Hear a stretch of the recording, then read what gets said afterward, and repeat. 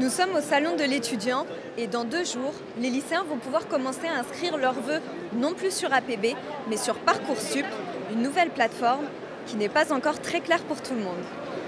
Je ne sais pas du tout comment ça fonctionne, mais on sait que ça existe, mais on sait que ça a été mis cette année, mais je ne sais pas du tout, non.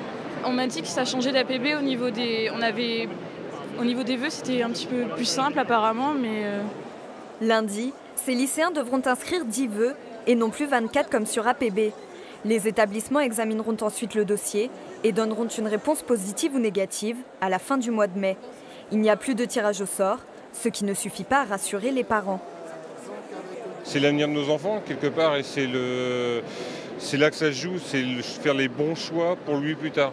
On sait que c'est compliqué aujourd'hui sur le marché du travail, et ce qui est important, c'est vraiment qu'il trouve la formation pour laquelle il va prendre du plaisir. C'est toujours important, je crois qu'on élève nos enfants pour les amener vers quelque chose, et donc je profite du temps pour l'accompagner et faire le tour des stands. Le manque d'informations concernant Parcoursup pousse les jeunes à venir se renseigner de plus en plus tôt. Il y a beaucoup d'interrogations à ce sujet.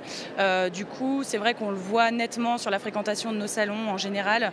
Il y a de plus en plus de visiteurs et notamment de parents qui s'interrogent beaucoup.